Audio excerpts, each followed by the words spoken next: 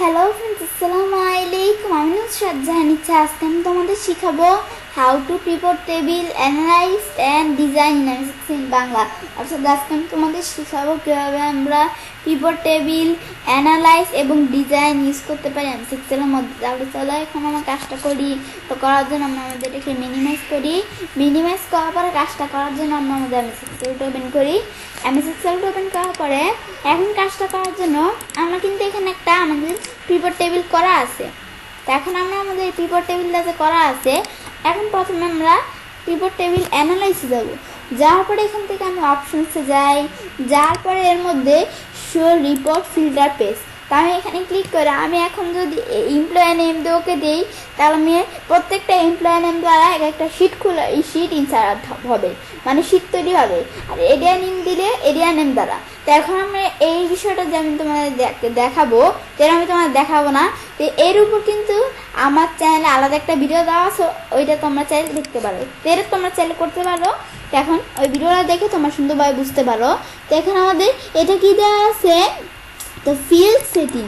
তো ফিল্ড সেটিংয়ের মধ্যে কি, এখানে আমাদের ফিল্ড সেটিংয়ে ক্লিক করে আমরা এখান থেকে যদি কাউন্ট দিয়ে ওকে দেই, তো এই যে কাউন্ট করছে যে 1 1 1 এভাবে কিন্তু কাউন্ট করতেছে, মানে কাউন্ট অনুসারে সেল কোয়ান্টিটি বিষয়টা হয়েছে।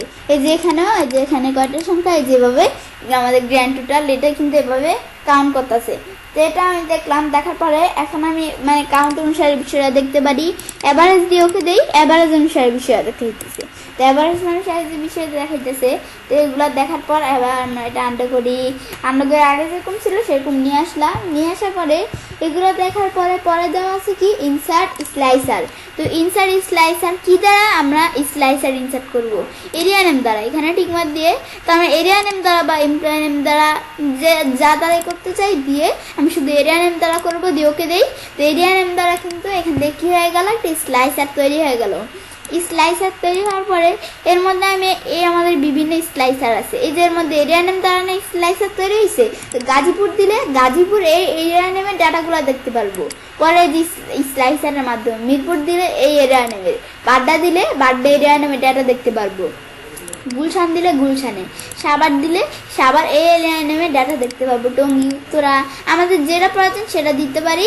পরে আমরা চাইলে যে এখান থেকে কী করতে পারি, এরিয়া নেমে আমি চাইলে চেঞ্জ করতে পারি। যেগুলা আমি চাইলে এখান থেকে কি চেঞ্জ করতে পারি, আমি চাইলে এগুলার এই যে এরিয়া নেম, এই যে এখান থেকে এগুলার চাইলে এই যে উত্তরা এই এরিয়া নেমটা আমি চাইলে কি করতে পারি, এখান থেকে এই যে আমরা ইটা চেঞ্জ করতে পারি, স্লাইসার স্টাইল আমাদের স্টাইলটা।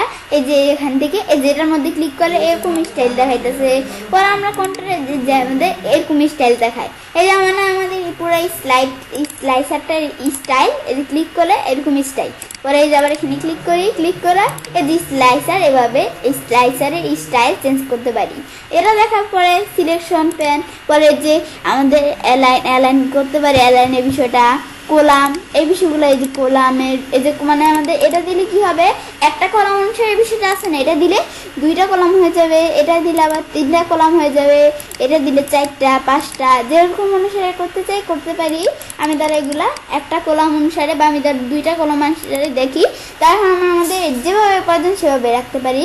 হাইট, এটা হাইট আমি চাইলে কমিয়ে বাড়িয়ে দিতে পারি। স্লাইসারের এই যে হাইট কমিয়ে বাড়িয়ে দিতে পারতেছি। পরে আবার এটা ছাড়া উইথ দ্বারা আমি এখান থেকে বাড়াইতে কমাইতে পারি। এই যেটার মধ্যে ক্লিক করলে এই যে হাইট বাড়তেছে কমতেছে, এগুলো আমি চাইলে কমাইতে বাড়াইতে পারি।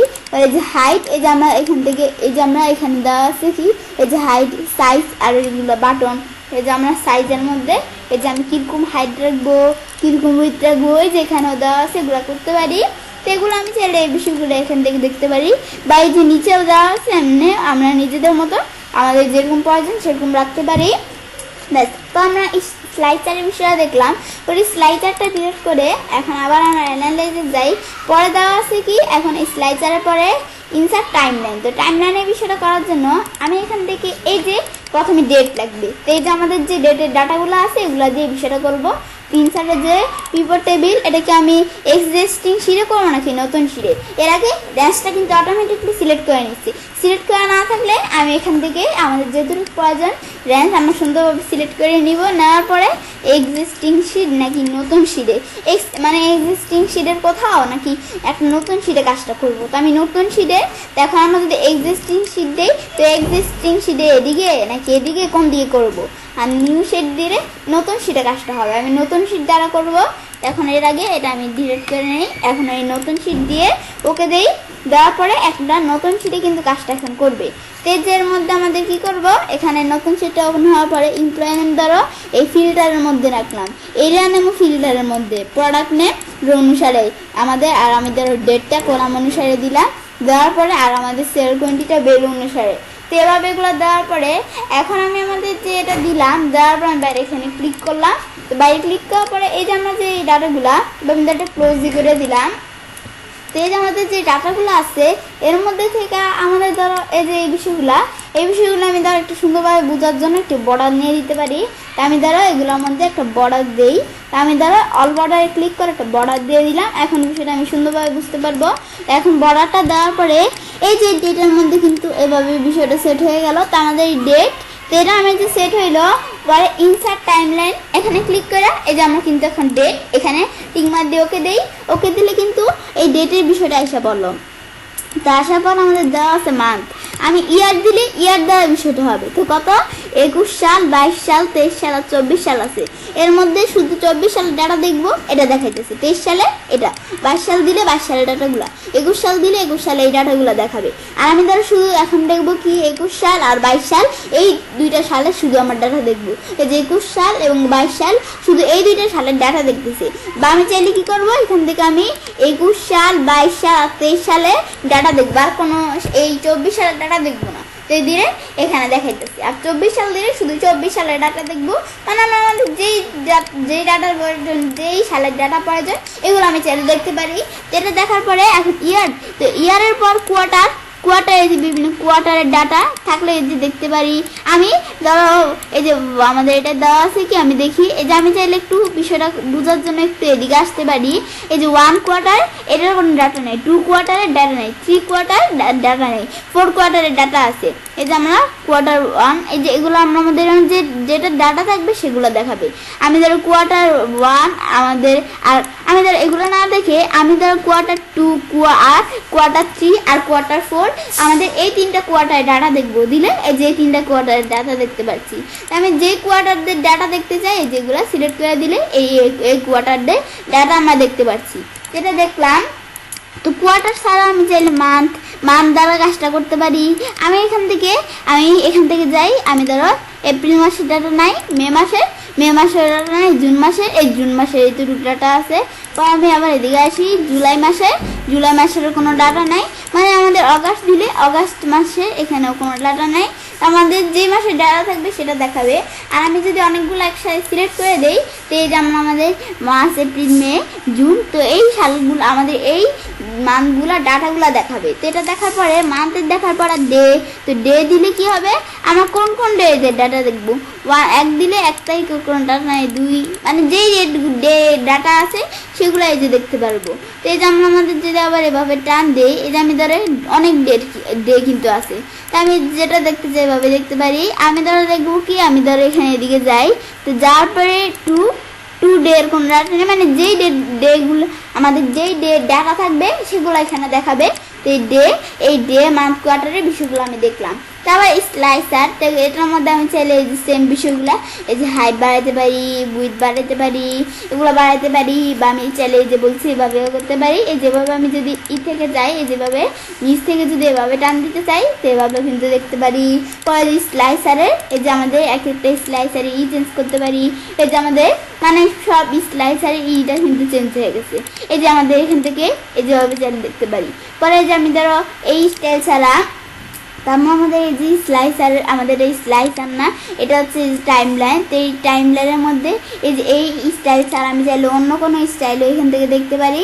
আমি ধরো এই যে কীরকম স্টাইল, এই বিভিন্ন স্টাইল দেওয়া আছে, তো তোমাদের বা আমি নিউ টাইম লাইন স্টাইল এখান থেকে সেট করতে পারি। তো এগুলো আমি চাইলে কীরকম টাইম লাইন স্টাইল দিব এগুলো সেট করতে পারি। তো এখন টাইম লাইন স্টাইল এই বিষয়ে দেখার পরে এখন আমি আবার এই যেগুলোতে দেখলামই, পরে যে হেরা স্কল বার, এই যে স্কল বার দিলে স্কল বার উঠে গেল, টিকমা উঠে দিলে টাইম লেভেল দিলে টাইম লেভেল উঠে গেছে, পরে সিলেকশন লেভেল দিলে সিলেকশন লেভেল উঠে যাবে, এই যে সিলেকশন লেভেল দিলাম উঠে গেছে। পরে হেডার দিলে এই যে উপরে হেডারটা উঠে যাবে, এই যে হেডারটা। এখানে পরে আবার এখানে আমি এটা ডিলিট করে দিলাম, স্লাইসারটা ডিলিট করার পরে এখন আবার এটা আমি ধরো মানে আমাদের ডাটা আবার যে প্রিপোর টেবিল সব আগের মতো নিয়ে আসি। এখন আমি সেখান থেকে সব আগের মতো নিয়ে আসি, এখন আমি নিয়ে আসতেছি। এখন আমি আন্ডো দিলে, এখন আমি আন্ডো করি, আন্ডো করলে সব আগের মতো চলে আসবে। বেশ, আন্ডো করার পর আমাদের সব কিন্তু আগের মতো চলে আসলো। আসার পরে এখন আমি এটাতে দেখলামই, পরে যে এনআইসের ভিতরে এটা এগুলো আমি যখন দেখলাম, দেখার পর রিফ্রেশ, এটা আমি চাই রিফ্রেশে ক্লিক করা। এই পিভট টেবিলটা যদি রিফ্রেশের কোনো বিষয় থাকে রিফ্রেশে ক্লিক করা, রিফ্রেশ করতে পারি। রিফ্রেশে দেখার পরে চেঞ্জ ডাটা সার্কাস, আমি ডাটা সার্কাস চেঞ্জ করতে পারি। এটা দেখার পরে আবার আমি এখান থেকে অ্যানালাইজ যাই, যাওয়ার পরে এটা দেখার পরে দেওয়া আছে কি ক্লিয়ার। এই পিভট টেবিলটা যদি ক্লিয়ার করে দিই, ক্লিয়ার আউট দিলে ক্লিয়ার হয়ে গেল। পরে আবার আন্ডু করে আমি নিয়ে আসি, তো কন্ট্রোল জেড দিয়ে আমি আন্ডু করে নিয়ে আসলাম। সিলেক্ট করতে পারি। পরে এই যে মুভ পিভট টেবিল, আমি এখান থেকে আরেক জায়গায় মুভ করতে পারি। এক্সিস্টিং ওয়ার্কশিট, তো আমি এখান থেকে এই ওয়ার্কশিটের মধ্যে আমি যদি এই যে এখান থেকে মুভ করা অন্য কোনো জায়গায়, আমাদের এই এক্সিস্টিং ওয়ার্কশিটের মধ্যেই অন্য কোনো সেলের মধ্যে আমি অন্য কোনো জায়গায় নিয়ে যেতে চাইলে এই যে এখান থেকে নিয়ে যেতে পারি। কোথায় নিব রেঞ্জ, আর নিউ শিট দিলে নতুন শিটে, তো এটা আমি মুভ করতে পারি। তো এটা দেখার পরে ফিড টাইম, এটা আমি এখান থেকে ফিল্ড, আমাদের এটা লেখা আছে কি ফিল্ড টাইম অ্যান্ড স্টেজ। তো এটা ফিল্ড টাইম অ্যান্ড স্টেজের মধ্যে এই যে ক্যালকুলেট করতে পারি, এগুলো বিষয় করতে পারি। পরে পিভট চার্ট দিলে এখান থেকে এই যে আমি এখান থেকে চার্ট তৈরি করতে পারি, দিয়ে ওকে দেই। তো এই যে আমার কিন্তু একটা চার্ট তৈরি হয়ে গেল, এই ডেট অনুসারে এখানে একটা চার্ট তৈরি হয়ে গেল। তো এটা চার্টটা তৈরি হওয়ার পরে এর মধ্যে যে বিষয়গুলো আমি দেখতে পারি, পরে আমি ডেট স্যার আমি যদি এখান থেকে এই যে আমরা ডেট, তো ডেটে ক্লিক করলে এই যে আমরা এখান থেকে সব ডেটের ডাটা না দেখি, আমি শুধু এই দুইটা ডেটের ডাটা দেখাবো, দিয়ে ওকে দেই। এই দুইটা ডেটের ডাটা শুধু দেখাইতেছে। এটা দেখানোর পরে এখন আমরা চাইলে এটা দেখার পর আমি এটা আবার ডিলিট করে দেই। ডিলিট করার পর আবার এটা আমি আগের মতো নিয়ে আসি, তাহলে করতে সুবিধা হবে। তো এখন আমি এটা ডিলিট করলাম। ডিলিট করার পরে এখন অ্যানালাইসিসে এখন রিকমেন্ডেড পিভট টেবিল, মানে যে পিভট টেবিলগুলো আমি অলরেডি করছি এগুলো রিকমেন্ডেড করে বিষয়টা দেখাইতেছে। এই যে প্রোডাক্ট নেম দিয়া, এমপ্লয়ি নেম দিয়ে, এরিয়া নেম দিয়ে এগুলো কিন্তু দেখাইতেছে রিকমেন্ডেড। পরে ফিল্ড লিস্টে ক্লিক করলে এই যে ফিল্ড লিস্টটা কিন্তু দেখাইতেছে। ফিল্ড লিস্ট মানে আমাদের এই যে এখান থেকে এটা দেখাইতেছে। আবার ঠিক এখানে ক্লিক করলে উঠে গেল। উঠার পরে তো এখন আমার পরে দেওয়া আছে ফিল্ড হেডার দিলে এই যে এখানে যে হেডারটা এটা উঠে যাবে। ফিল্ড হেডার দিয়ে এই ফিল্ড হেডার উঠে গেছে। উঠার পরে আবার ক্লিক করলে এই যে এসে পড়ছে ফিল্ড হেডার দেখার পর ডিজাইন, আমরা চাইলে পিভট টেবিলের ডিজাইন চেঞ্জ করতে পারি। এই যে আমাদের অনেক ডিজাইন আছে, এই যে আমি এখান থেকে যেরকম এই যে পিভট টেবিল স্টাইল, এই যে এখান থেকে আমি বিভিন্ন স্টাইল আছে, মানে ডিজাইনের মধ্যে বিভিন্ন ডিজাইন করতে পারি। এই যে এখান থেকে যেটা দিলে এরকম স্টাইল, এটা দিলে এরকম স্টাইল, মানে এগুলো আমি চাইলে করতে পারি। নিচ দিকে আসি, এই যে আরও বিভিন্ন স্টাইল আছে, এগুলো আমি চাইলে দিতে পারি। আমি ধরো এরকম দিলাম, এরকম স্টাইল চলে আসলো। ব্যাস, এরকম স্টাইলটা দেখার পরে এখন আমি এটা আবার দেখার পর সাবটোটাল, আমি চাই সাবটোটাল যেটা দেওয়া আছে নিচেরটা দিলে এরকমভাবে সাবটোটাল হয়েছে, বা আবার নিচেরটা দিলে, মানে এগুলো আমি চাইলে করতে পারি। সাবটোটালের বিষয়ে গ্র্যান্ড টোটাল যেটা দিলে এরকম, পরে আমরা যদি এই নিচেরটা দেই, এই যে আমাদের এই যে এখান থেকে এই নিচেরটা দিলে যেভাবে কিন্তু এই বিষয়টা কাজ করলো। এটা কি আমাদের অন ফর অনলি লো। তো এখন আমরা আমাদের এখান থেকে এটা দেখলাম, দেখার পরে এখন আবার আমরা আগে যেরকম ছিল সেরকম রাখি। তো এটা আমি চাইলে আন্ডু করে নিয়ে আসতে পারি। নিয়ে আসার পরে দেওয়া আছে কি আমাদের রিপোর্ট লেআউটের মধ্যে যে এরকম রিপোর্ট লেআউট দিতে পারি। পরে ব্ল্যাঙ্ক রোয়ের মধ্যে নিচেরটা দিলে এই যে আমাদের এখান থেকে এগুলো আমি চাইলে ব্ল্যাঙ্ক রোমও এগুলো আমি সেট করতে পারি। সেট করার পরে দেওয়া আছে রো হেডার, এটা উঠে দিয়ে চাইলে রো হেডার উঠে গেছে। পরে আবার আমাদের এখান থেকে কলাম হেডার দিলে কলাম হেডার উঠে গেছে।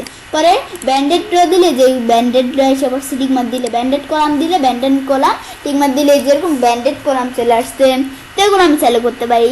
তো এই যাবে স্টাইল চেঞ্জ করার বিষয়টা আমি তোমাদের আগেই দেখাইছি। তো এটা দেখার পরে এখন আমি বাইরে ক্লিক করি। বাইরে ক্লিক করার পরে তো আমি এখান থেকে ডিজাইন এবং অ্যানালাইজের বিষয়টা এই দুইটা বিষয় আমি তোমাদের দেখাইলাম। দেখানোর পরে তো এবার আমি চাইলে কাজটা করতে পারি। এবার খুব সহজে পিভট টেবিল অ্যানালাইজ এবং ডিজাইন করতে পারি আমি সেক্সেলের মধ্যে। ফ্রেন্ডস, আজকে এই ভিডিওটি যদি তোমাদের ভালো লেগে থাকে তাহলে আমার চ্যানেলটি সাবস্ক্রাইব, লাইক, কমেন্ট এবং সবার সাথে শেয়ার করবে।